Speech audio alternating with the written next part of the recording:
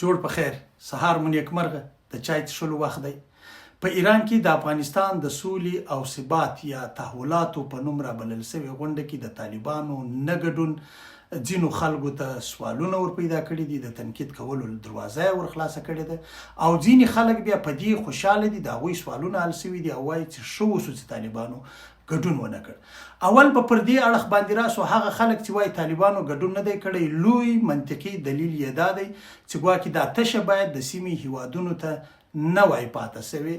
طالبانو باید په دغه غونډه کې خپل حضور درلودی او د دوی استازو باید دلایل ویلي وای. دا د دوی لوی تنقید دی. دا دوه ډوله خلک دي. یو هغه ډول خلک دي چې هغوی په دا غونډه د دې غونډې په ایجنډا باندې نه دي خبر. ایجنډا د دې غونډې د په افغانستان کې سوله، ثبات او تحول، او یا هغه خلک دي چې شعورا نه غواړي چې د دې موجوده حالاتو څخه قانع نه دي، نه غواړي چې د اوسنی نظام په افغانستان کې پاتې وي، نه غواړي چې دغه اوسنی بې جګړې حالت په افغانستان کې پاتې وي. نو هغوی هم دغه ټکي ته ګوته نیسي او وایي چې په کار دا اوس طالبانو ګډون کړی وای. دوم فریق چې هغوی وایي چې ښه وشو چې طالبانو ګډون ونه کوي او د دوی سوالونه حل شول، هغه دا دی وایي چې په افغانستان کې سوله ده، په افغانستان کې امنیت دی، د افغانستان اقتصاد رشد کړی دی، د نړیوال بانک تازه راپور ښیي چې د افغانستان اقتصاد مخ په بره بیا روان دی. نو دې ټولو شیانو ته په کتو سره او په افغانستان کې بل تاول او بل بدلون ته حاجت نشته. نو ځکه ښه وشو چې طالبانو ګډون ونه کړ، ځکه که طالبانو ګډون کړی وای نو دا به یې ثابته کړې وای چې په افغانستان کې یا بل تاول او بدلون ته اړتیا ده او یا په افغانستان کې سوله او ثبات او امنیت نشته. نو د طالبانو نه ګډون د دوم فریق خلک ډیر خوشاله کړي دي. د دوم فریق خلک وایي چې کچيري په د طالبانو استازي په دغه غونډه کې نه وي نو دې ته د سیمې هغه هیوادونه راغلي دي چې له ټولو هیوادونو سره طالبان مخامخ اړیکې لري. د ټولو هیوادونو سره د طالبانو ډیپلوماټیکي اړیکې ډیرې پراخې دي، د سوداګرۍ اړیکې ډیرې پراخې دي، د پاکستان سیوا حتی په پاکستان کې د طالبانو سفارت موجود دی. نو دلته یا د دوی استازي ورغلی یا نه ورغلی، دا به څه وسي. هو اوس دوهمه او مهمه خبره دا ده چې اول خو د دې باندې سر خلاصول پکار دي چې دا غونډه د افغانستان د سولې او ثبات او تحولاتو په نوم رابلل شوې وله.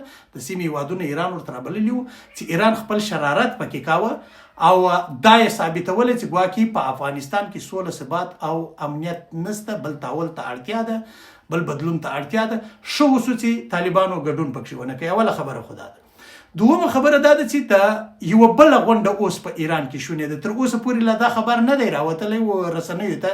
زه به دا خبر بریکم له تاسو سره. زه تاریخ نه اعلانوم، خو یوه بله غونډه په ایران کې رابلل شوې ده. هغه بیا د سیمې د هیوادونو په تړاو ده. په هغه کې به د سیمې د هیوادونو د بهرنیو چارو وزیران ګډون کوي. افغانستان هم د خپل وزیر امیر خان متکی د ګډون تایید ورکړی دی. دا ماته اطلاعات دي او دا ماته را رسیدلي اطلاعات دي. تر اوسه پورې دوی به تاریخ په خپل وروسته اعلان کې چې کله ده او څنګه کیږي. خو د دې را روانې غونډې دپاره مهمه خبره دا په پام کې نیول شوې ده چې دا غونډه به د پاکستان او افغانستان د مذاکراتو په تړاو نه وي. یعنی دا به د درېمګړیتوب غونډه نه وي چې ایران سبا دا ووایي چې دوی درېمګړیتوب کوي او افغانستان او پاکستان سره خوشحاله کوي. ځکه د افغانستان او پاکستان د خوشحالۍ چینل د قطر، ترکیه او سعودي عربستان له لوري خلاص دي. پر هغه چینل باندې مذاکرات روان دي، درېدلي نه دي. نو ایران ته کلیر د افغانستان له لوري ویل شوي دي چې هو پر مسایلو غږیږو، موږ پاکستان ستاسو په وړاندې غږیږو، اما نوم او عنوان به د دې غونډې دا نه وي، اجنډا به یې دا نه وي. په سیمه کې کچیرته موږ ته پاکستان خطر جوړیږي نو موږ باید جواب ورته ورکوو او د شخړو د مخنیوي دپاره لاره دا ده چې پاکستان د افغانستان سره جنجال نه کوي او افغانان په چا باندې کار نه لري. نو دا غونډه به کیږي، دا به ژر کیږي. د سیمې د بهرنیو چارو هیوادونه به ګډون پکښې کوي، د بهرنیو چارو وزیران به ګډون پکښې کوي. خو تر ټولو مهمه خبره چې د تیرې ورځې د یکشنبې د ورځې د تهران پر غونډه ده هغه دا ده د طالبانو نه ګډون نه یوازې دا ثابته کړه چې په افغانستان کې امنیت دی، سوله ده، ثبات دی، اقتصادي پرمختګ روان دی، نسبتا تر دغه دوه هیوادونو ښه روان دی، بلکې دا هم ثابته کړه چې په افغانستان کې بل تحول ته بدلون نشته. هغه منتقدین چې وایي په کار دا اوس طالبانو راغلي یا طالبانو فرصت له لاسه ورکړي، دغې غونډې ته راغلي ټولو هیوادونو سره طالبان مخامخ اړیکې لري، نو طالبانو هیڅ فرصت نه دی ضایع کړی، بلکې طالبانو فرصت په لاس راوړی دی. د ټولو هیوادونو ته دا ور وښودله چې موږ په افغانستان کې سوله لرو، امن لرو، خیر و خیریت دی. ضرورت دې ته نشته چې د افغانستان پر امن او سوله دي ګاونډي هیوادونه باس وکړي، خاص کر شریر ګاونډیان دي باس ور باندې وکړي. نو ښه کار شوی دی او د دغسې ښو کارونو په تمه د دې معنا هرګز دا نه ده چې د طالبانو ټوله خبرونه به یا منفي وي یا به مثبت وي، خو دا یا به ټول کارونه منفي وي یا به مثبت وي. اکثره خلک وایي چې طالبان په سیاست نه پوهېږي. طالبان په سیاست ډېر ښه پوهېږي.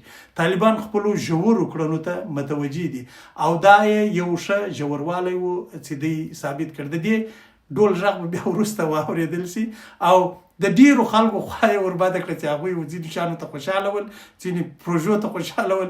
هغه نه کېږي. هغه د امریکا پروژه هم کنسل شوله، نور هم ډېر شیان سره خراب شوي دي. ګواکې افغانستان به پر همدغه حالت وي لکه دا دی چې دا چې د چا خوښ دی که نه دی خوښ هغه بېله باس دی. دا چې د چا د طالب پالیسي خوښه ده که نه ده خوښه هغه بېل باس دی. اما فلحال همدا افغانستان دی او پر دغه لاره باندې روان دی لکه دا څنګه چې روان دی. نو د یوه روان پر خپلو پښو ولاړ لوی خوندور د لوی افغانستان په هیله د موجوده افغانستان د ساتل او د لوی افغانستان ګټل د هر افغان ایمانی او وجداني دنده ده.